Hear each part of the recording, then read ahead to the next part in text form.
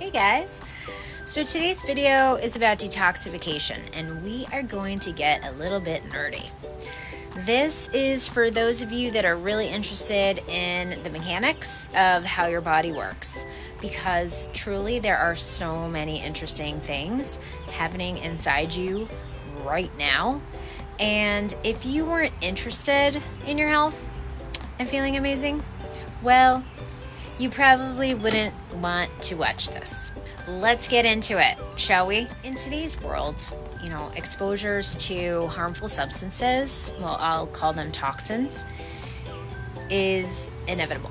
Chemicals used for agriculture, construction, toiletries, makeup, household cleaning agents, they make toxic exposures a part of our daily life. And pollutants that are released into the atmosphere, they're collectively known as the chemosphere. Doesn't sound great, does it? It's an odorless, tasteless, invisible collection that has entangled itself into the breath that we take. I know that sounds kind of scary.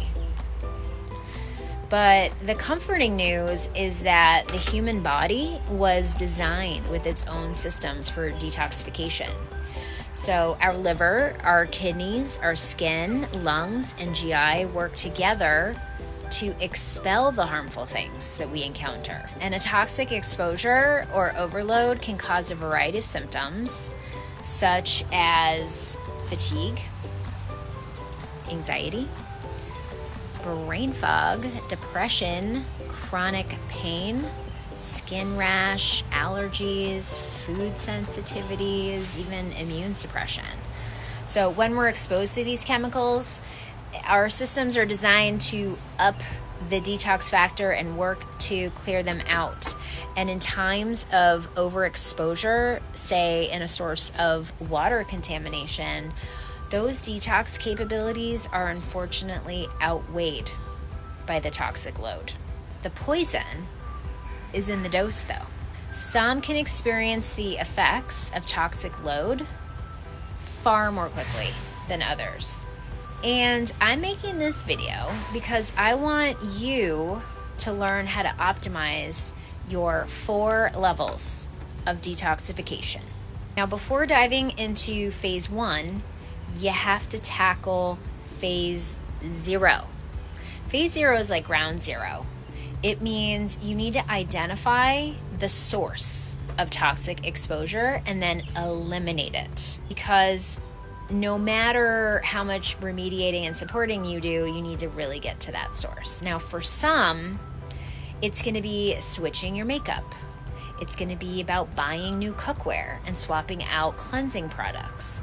For others, it's more severe, like moving out of a highly polluted area or remediating a home with mold or removing your dental amalgams because they're filled with mercury. Now, if you don't analyze phase 0 and identify the root cause, as I said before, anything you do after that is only going to be adding and lending support. So while support is lovely, it just doesn't get to the root cause and allow for that ultimate healing to happen. So you might be thinking, hey, where can I get exposed? Well, common sources of exposure are usually found in the home, in the workplace, and your, say, school environment.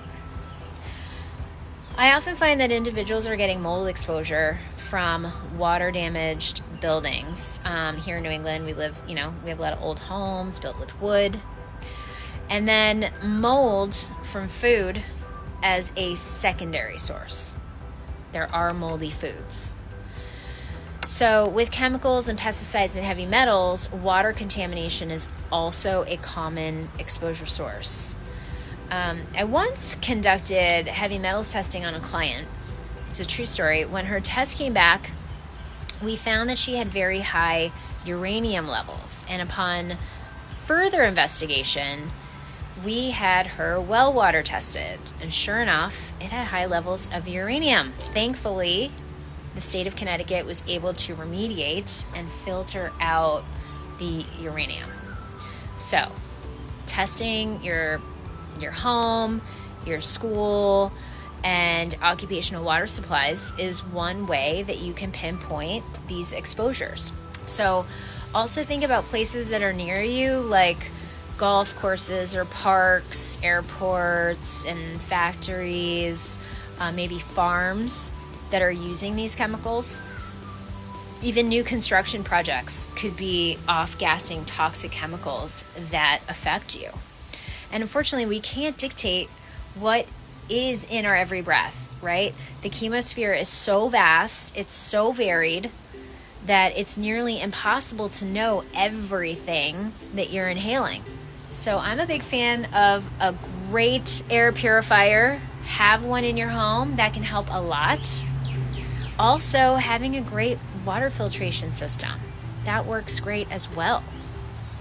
So let's dive further into learning about the other phases of liver. The liver has 3 main phases of detoxification, and it does help with about 50 enzymes in the CYP or cytochrome P50 pathway. These enzymes are predominantly expressed in the liver, but they also occur in the small intestine, the lungs, placenta, kidneys, and those are all, think about it, those are all your detoxification organs. You know, your body, it's like a beautiful orchestra, and all your organs are playing their part. That's, kind of cool, right? The enzyme that's responsible for the metabolism of caffeine, for example, is coded by a gene called CYP1A2.